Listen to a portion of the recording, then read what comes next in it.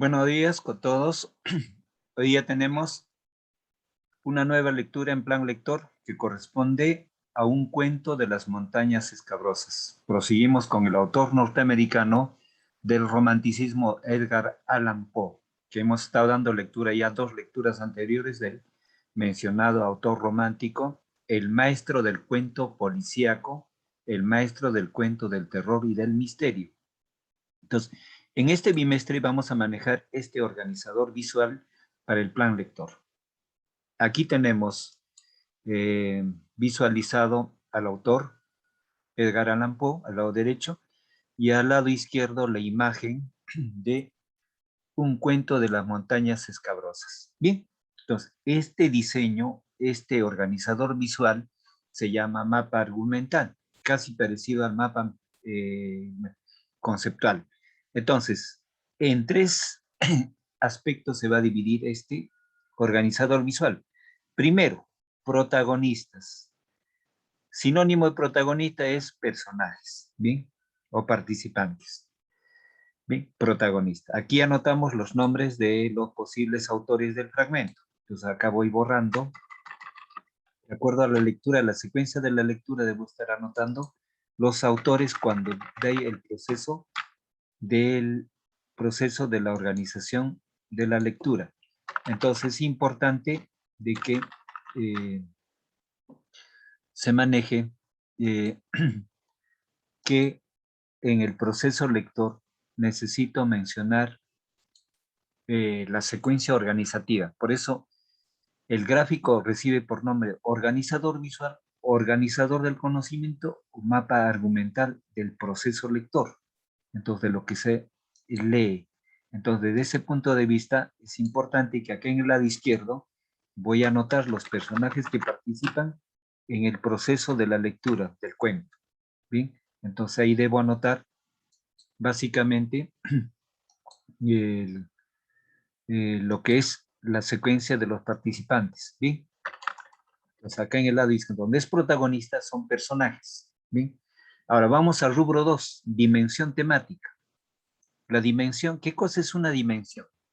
Una dimensión viene a ser una medida, una magnitud. Diría en otras palabras la magnitud temática, o el asunto temático, o el canal temático, manejo de palabras. Esta dimensión temática, o esta medida temática va a tener dos rubros. Primero, episodios. En episodios voy a anotar los hechos más importantes, los pasajes más importantes, ¿no? O los sucesos más importantes. Sinónimo de episodio, suceso, pasaje, acontecimiento, tema, ¿bien? Entonces aquí voy a anotar, de acuerdo al proceso lector, los temas más importantes. ¿De qué me va a servir esto? Esto me va a servir de presupuesto para poder enunciar mis ideas auxiliares. Entonces, un episodio ya me da ayuda para poder anotar lo que es una idea auxiliar. Una vez estructurado la idea auxiliar, por ejemplo, si la idea auxiliar es más extensa, jalo un poquito más acá, es manejo del organizador o del gráfico o del esquema. Bien, entonces, una vez que he organizado de repente en dos o tres ideas auxiliares, esas ideas auxiliares los leo y los simplifico en una sola idea. A eso se llama la idea central. Entonces, organizo así mis ideas, manejo mis palabras, porque en una sola hoja, por eso es un organizador visual. Es más sencillo que estar volteando páginas, revisando párrafos. Ya tengo en una sola página prácticamente para poder estructurar. Miro todas estas ideas auxiliares y fundamento en una sola idea auxiliar o una idea central o núcleo temático, como se llame, ¿no? Idea central, núcleo central, idea principal, o sea, los nombres varían, pero es el mismo caso. O en caso de ideas auxiliares puedo llamar ideas complementarias, accesorias, ¿no? O como auxiliares, como se llama. Entonces, hasta aquí ya expliqué lo que es protagonista o personaje, y acá en la dimensión temática, los episodios o pasajes debo anotar brevemente ahí. Entonces, y en idea principal o ideas auxiliares. Entonces, una vez que esté estructurado las ideas auxiliares, empiezo a eh, enunciar la idea principal o el núcleo principal o el tema principal, o sea, varias denominaciones. Bien, entonces, en este fragmento 14 de Plan Lector, el título es Un cuento de las montañas escabrosas de Edgar Allan Poe. Ya dije sobre protagonista y sobre dimensión temática. Ahora vamos a la dimensión inferencial. La inferencia ya la hemos estado manejando en todo este desarrollo de diferentes títulos o autores. La inferencia es la deducción, la lógica, es parte del razonamiento. Lo que ya no está en el texto. Entonces, después del proceso lector, estoy en la capacidad de opinar, la capacidad de deducir, ¿no? Desde un punto de vista lógico. La lógica está en maneja dos rubros, verdadero o falso. Entonces, en ese campo también asumo, ¿no? Entonces, en la inferencia puedo anotarlas o debo anotar las interrogantes para poder exponer, para poder lanzar el argumento o la respuesta correctiva. Bien, entonces acá en un solo rubro puede ser una interrogante, dos interrogantes, tres interrogantes para poder enunciar. Entonces, este es el esquema que se va a trabajar en este bimestre, ¿ya? Entonces, en cada plan lector manejamos este esquema. Bien, entonces ahora sí pasemos con esta ampliación como preámbulo al tratamiento de la eh, separata en sí. Entonces, en la separata dice, un cuento de las montañas escabrosas de Edgar Allan Poe. Retomo, Edgar Allan Poe es el gran maestro del cuento corto de carácter policíaco, el maestro del cuento del terror y del misterio. Dice el cuento, un cuento de las montañas escabrosas durante el otoño del año 1827, mientras residía cerca de Charlottesville, Virginia. Trabé relación por casualidad con Mr. Augustus Bedford. Este joven caballero era notable en todo sentido y despertó en mí un interés y una curiosidad profundos. Me resultaba imposible comprenderlo tanto en lo físico como en lo moral. De su familia no pude obtener informes satisfactorios. Nunca averigüé de dónde venía, aún en su edad, si bien lo califico de joven caballero, había algo que me desconcertaba. No poco, seguramente parecía joven y se complacía en hablar de su juventud. Mas había momentos en que no me hubiese costado mucho atribuirle 100 años de edad, pero nada más peculiar que su apariencia física. Era singularmente alto y delgado, muy encorvado, tenía miembros tenía miembros excesivamente largos y descarnados, la frente ancha y alta, la tez absolutamente exangüe, la boca grande y flexible, y los dientes más desparejados, aunque sanos, que jamás he visto en una cabeza humana. Hasta aquí este texto, a ver, viene eh, ahí en la parte resaltada, ya puedo detectar. Después, lo que he leído y en esa parte resaltada, lo que podemos ver es básicamente una descripción y una descripción en la especie de retrato. Cuando dice ya las características físicas del rostro de la persona, está en una descripción básicamente en el rubro del retrato. Prosigo. Bien. La expresión de su sonrisa, sin embargo, en modo alguno resultaba desagradable como podía suponerse, pero absolutamente invariable. Tenía una profunda melancolía una tristeza uniforme y constante. Sus ojos eran de tamaño anormal, grandes y redondos como los del gato. También las pupilas con cualquier aumento o disminución de luz sufrían una contracción o una dilatación como lo que se observa en la especie felina. En momentos de excitación le brillaban los ojos hasta un punto casi inconcebible.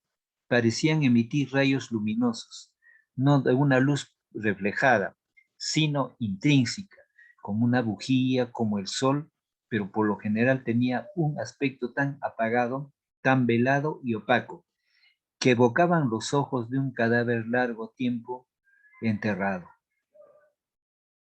En este rubro sigue el retrato, la fotografía en las palabras, pero también ya ligeramente enrumba el aspecto espiritual cuando dice tristeza o melancolía, etcétera.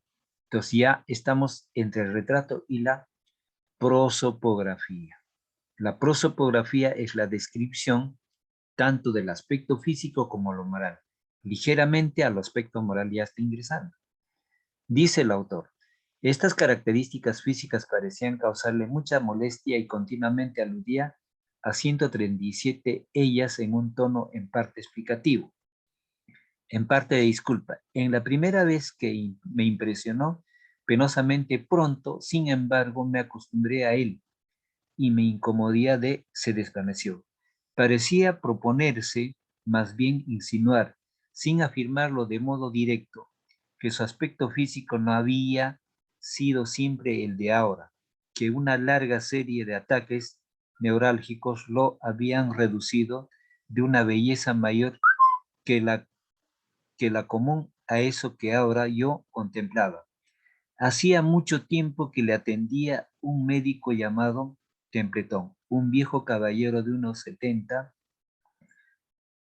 años, a quien conociera en Saratoga y cuyos cuidados le habían proporcionado, por lo menos así lo pensaba, gran alivio. El resultado fue que eh, Bedway, hombre rico, había hecho un arreglo con el doctor Templeton, por cual este último, mediante un generoso pago anual, consintió en consagrar su tiempo y su experiencia médica al cuidado exclusivo del enfermo.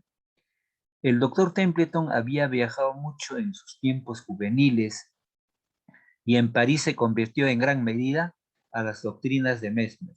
Por medio de curas magnéticas había logrado aliviar los agudos dolores de su paciente, que movido por este éxito sentía cierto grado de confianza en las opiniones en las cuales se fundaba el tratamiento. El doctor, sin embargo, como todos los fanáticos, había luchado encarnizadamente por convertir a su discípulo y al fin consiguió inducirlo a que se sometiera a numerosos experimentos. Con la frecuente repetición de estos logros, un resultado que en los últimos tiempos se ha vulgarizado hasta el punto de llamar poco o nada la atención, pero que en el periodo al cual me refiero era apenas conocido en América, quiero. Entonces, en este primer párrafo hay descripciones. Hay descripción más del protagonista principal y también una narración enunciativa.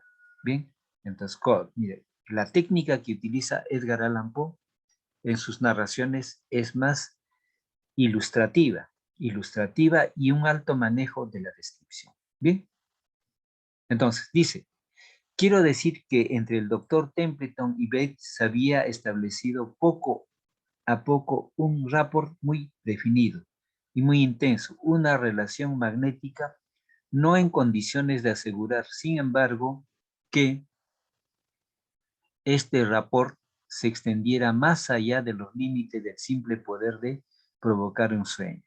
El término rapport es un término propio utilizado de aquellos que dominan ciertas artes del magnetismo, Es una especie de tratamiento, de atracción.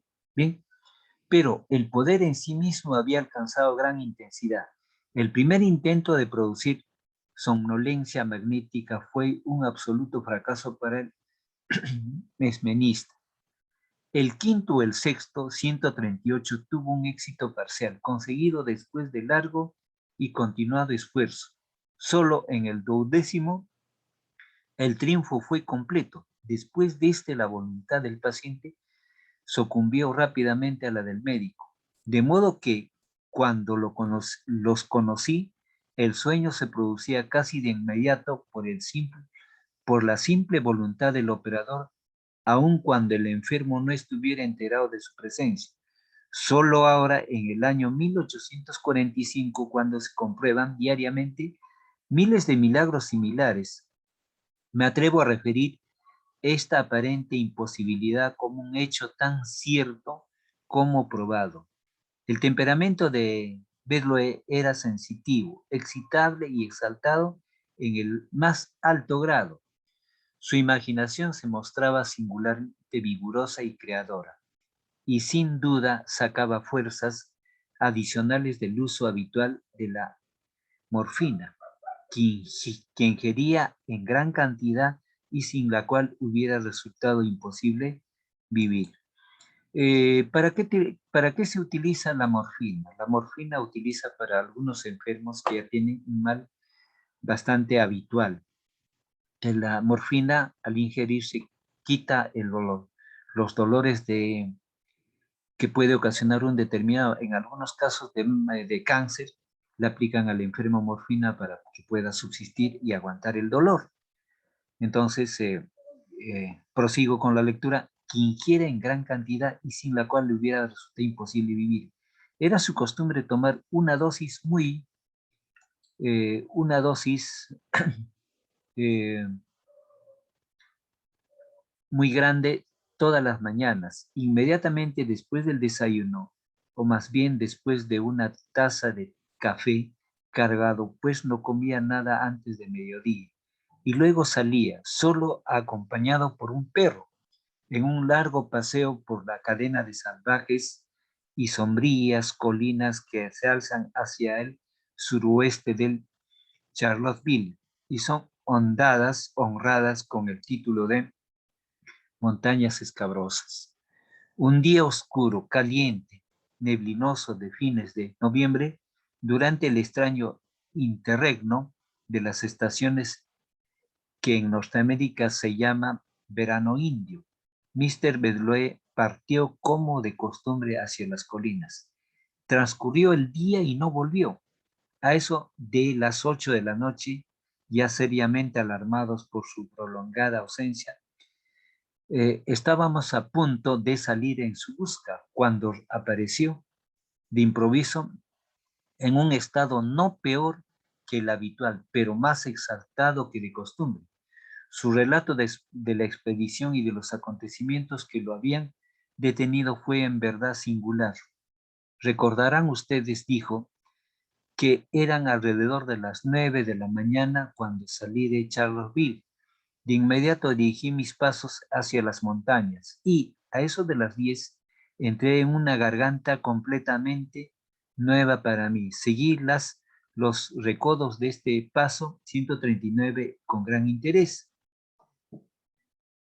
El paisaje que se veía por doquiera, aunque apenas digno de ser llamado imponente, presentaba un indescriptible y para mí delicioso aspecto de lúgubre desolación. La soledad parecía absolutamente virgen. No pude menos de pensar que aquel verde césped y aquellas rocas grises nunca habían sido holladas hasta entonces por pies humanos. Tan absoluto era su apartamiento y en realidad tan inaccesible, salvo por una serie de accidentes. La entrada del barranco, que no es nada imposible, que yo haya sido el primer aventurero, el primerísimo y único aventurero que penetró en sus recondices la espesa y peculiar niebla o humo que caracteriza el verano indio y que ahora flota pesada sobre todos los objetos servía, sin duda, para ahondar la vaga impresión que esos objetos creaban. Entonces, aquí me detengo. Aquí tiene un nuevo estilo, un estilo bastante de dominio de las palabras, el autor Edgar Allan Poe domina la descripción y domina el sentido didáctico de poder exponer, de poder narrar explicando los acontecimientos paso a paso. Es una nueva técnica a diferencia de los otros autores. Entonces, en literatura, el estilo es importante, la técnica, por algo Edgar Allan Poe es un gran maestro en la narrativa, ¿no? Pero, ¿cuál es el asunto temático hasta ahí? No idea central, sino el asunto temático. El asunto temático es poco a poco de la descripción está ingresando a algo misterioso. Cuando el personaje de edad avanzada llega a un lugar a las 9 y a las 10, cuando ingresa con sus pasos a un lugar, según el autor, inaccesible de repente, que ese escenario físico no ha sido hollado ni pisado por otro aventurero, y es el primer aventurero. Entonces, en Edgar Allan Poe, sus cuentos justamente están en el ámbito del misterio, ¿no? El ámbito del misterio, de la sorpresa. Entonces, esa es la técnica y el estilo del autor, único. Entonces, cuando dice, y único aventurero que penetró en sus recondices, la espesa y peculiar niebla o humo que caracteriza al verano y que ahora flota pesada sobre todos los objetos, servía sin duda para ahondar la vaga impresión de esos objetos creada. Bien, a ver, empezamos con Franco, la parte subrayada, la lectura de la parte subrayada.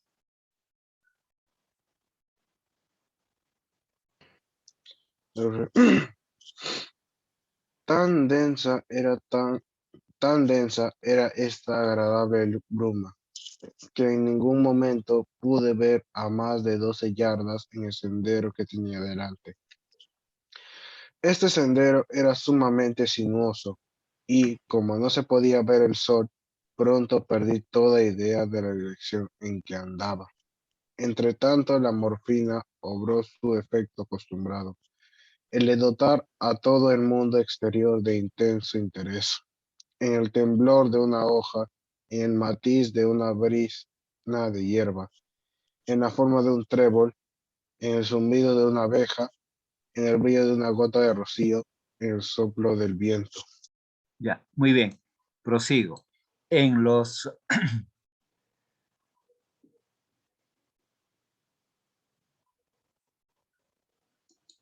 Ya, en los suaves olores que salían del bosque había todo un universo de sugestión, una alegre y abigarrada serie de ideas fragmentarias desordenadas. Absorto caminé durante varias horas, durante las cuales la niebla se espesó a mi alrededor hasta tal punto que al fin me vi obligado a buscar a tientas el camino.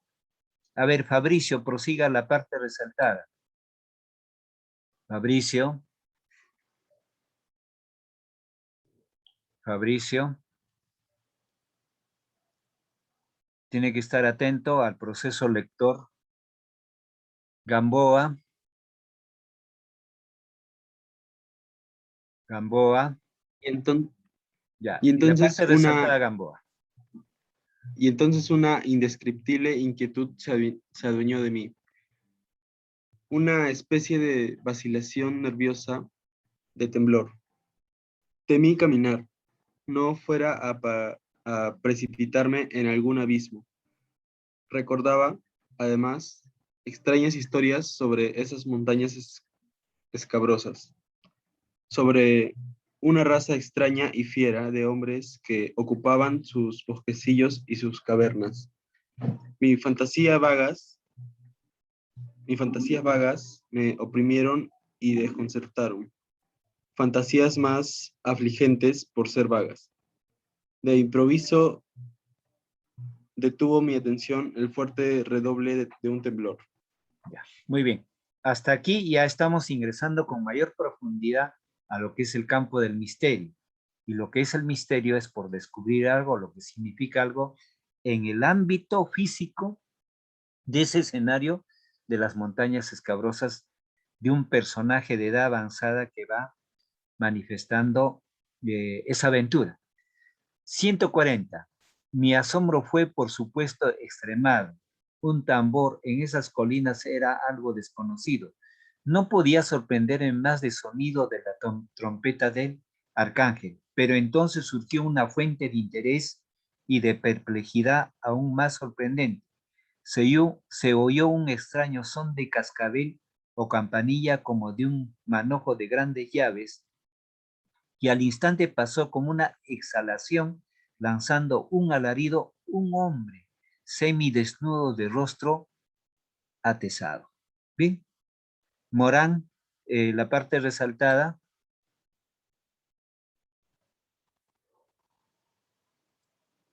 Empezamos, Morán. Ah, pasó tan cerca que sentí. Un momento, profesor. Pasó tan cerca que sentí. Prosiga.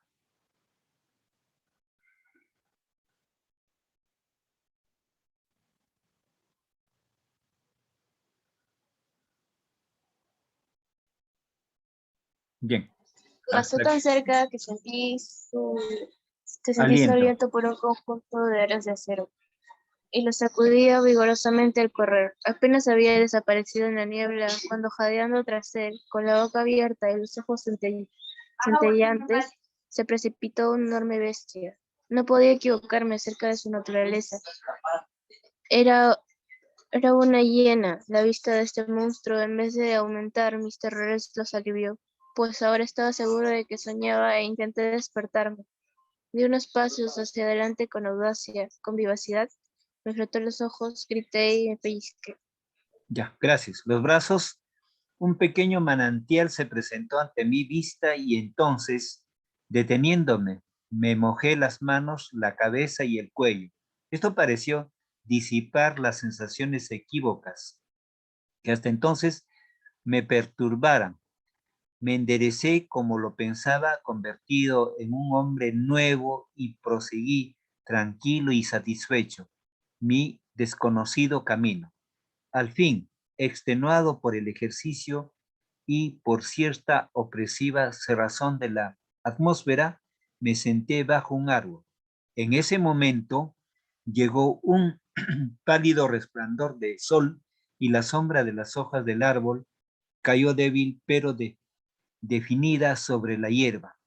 Pasmado contemplé esta sombría durante varios minutos. Su forma me dejó de estupefacto. Miré hacia arriba.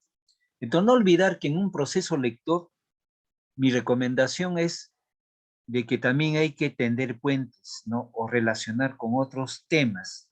Entonces, en ese proceso, por ejemplo, estamos ya ingresando algo que no se conoce, algo fuera de serie, como lo dice el protagonista, y dentro de eso también el lector activo, más que todo, es que identifique una palabra y pueda concebirlo en el aspecto del concepto, de su concepción, o cómo lo maneja, por ejemplo, el constructo.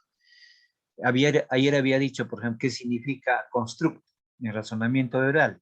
Constructo es un concepto, entonces, o percepto, que no es igual a precepto. Entonces, acá ya en este ámbito del misterio, cómo va describiendo ya ese escenario no conocido, ¿no? A ver, Palomino, prosiga con la lectura. Sebastián.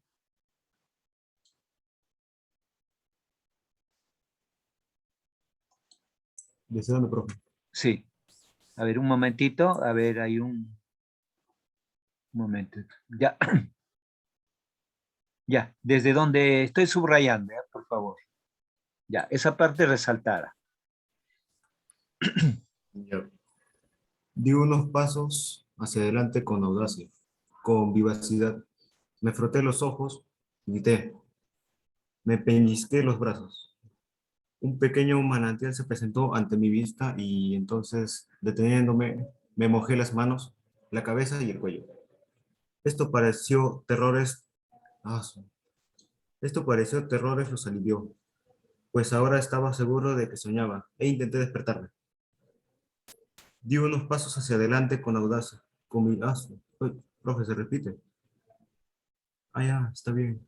Di unos pasos hacia adelante con audacia, con vivacidad. Me froté los ojos, grité, me pellizqué los brazos. Un pequeño manantial se presentó ante mi vista y entonces, deteniéndome, me mojé las manos, la cabeza y el cuello. Esto pareció disipar las sensaciones equívocas que hasta entonces me perturbaran. Me Muy perturbaran. bien, profe. Me enderecé como lo pensaba, convertido en un hombre nuevo y proseguí tranquilo y satisfecho. Mi desconocido camino.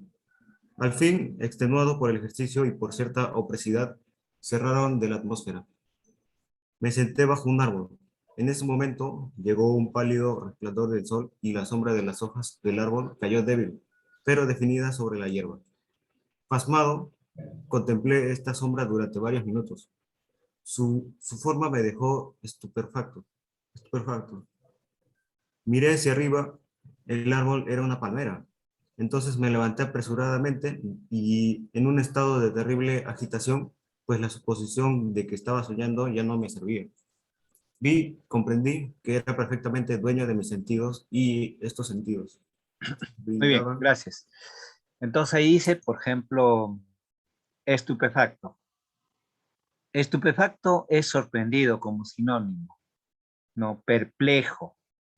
Bien, entonces, desde luego que esa condición de ese término es lo que el personaje está sorprendido. En otras palabras, sería sorprendido. Bien, prosigo en la lectura. Brindaban a mi alma un mundo de sensaciones, 141 nuevas y singulares. El calor tomóse de pronto intolerable. La brisa estaba cargada de un extraño olor, un murmullo bajo, continuo, como el que surge de un río crecido, pero que come suavemente. Llegó a mis oídos mezclado con el susurro peculiar de múltiples voces humanas. Mientras escuchaba en el colmo de un asombro que no necesito describir, una fuerte y breve ráfaga de viento disipó la niebla oprimente como por obra de magia.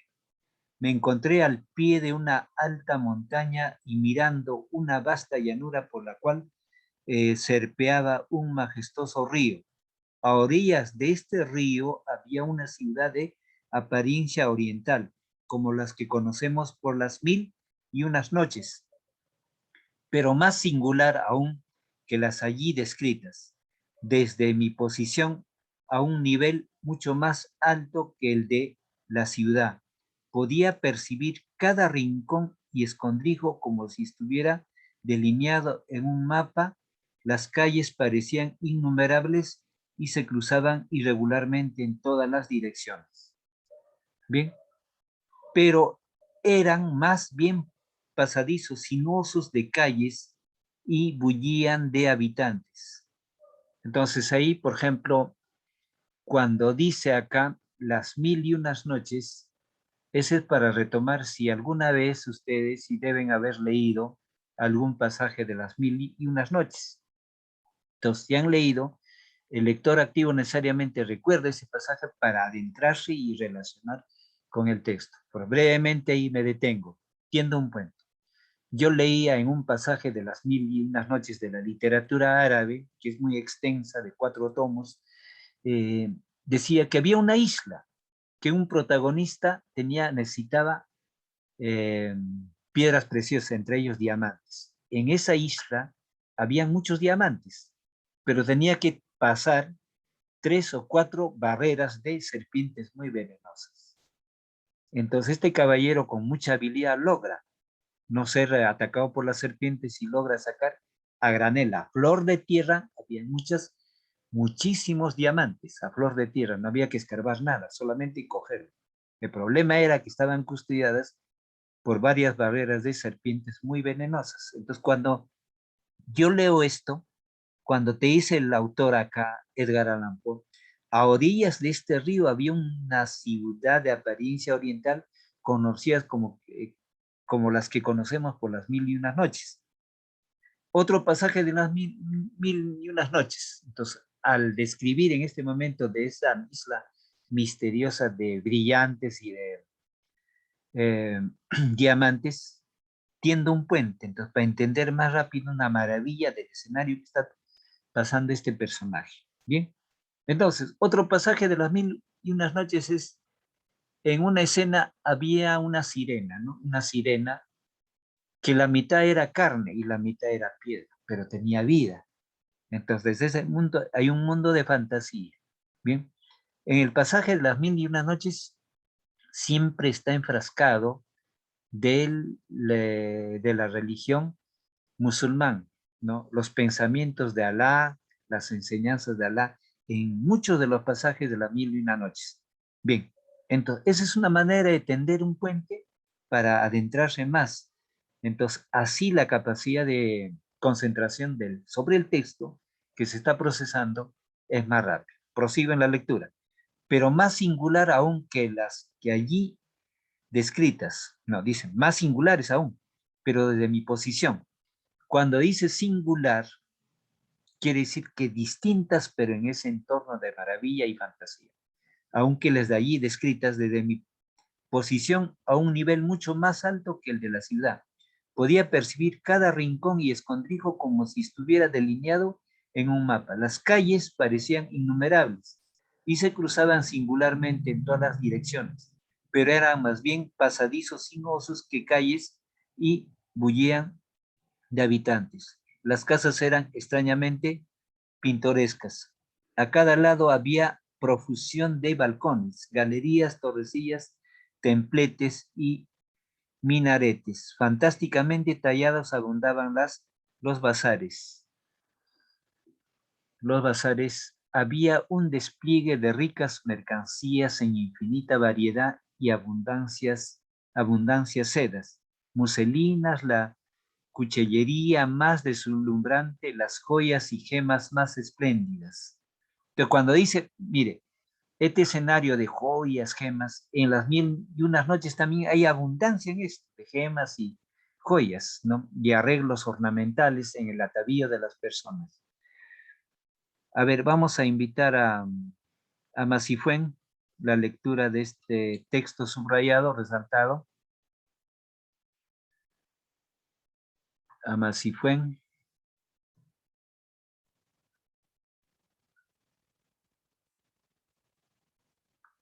Pérez. Pérez está ahí.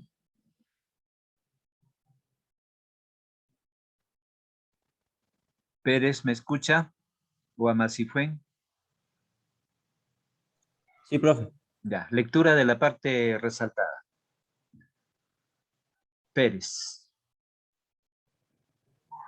Además de estas cosas, se veían por todas partes estandartes y palanquines, literadas con majestuosas damas rigurosamente veladas, elefantes con gualdrapas suntuosas, ídolos grotescamente tallados, tambores, pendones, gongos, lanzas, masas doradas y argentinas. Y en medio de la multitud, el clamor, el enredo, la confusión general, en medio del millón de hombres blancos y amarillos, con turbantes y túnicas y barbas caudalosas, vagaba una innumerable cantidad de toros sagrados, mientras vastas legiones de asquerosos monos, también sagrados, trepaban, parloteando y chillando, a las cornisas de las mezquitas, o se colgaban de los minaretes y de las torrecillas, de las hormigueantes calles bajaban a las orillas del río innumerables, 142 escaleras que llegaban a los baños, mientras el río mismo parecía abrirse el paso con dificultad a través de las grandes flotas de navios muy cargados que se amontonaban a lo largo y a lo ancho de su superficie. Más allá de los límites de la ciudad se levantaban en múltiples grupos majestuosos. Bien, la palmera y el cocotero y otros gigantescos y misteriosos árboles añosos y aquí y allá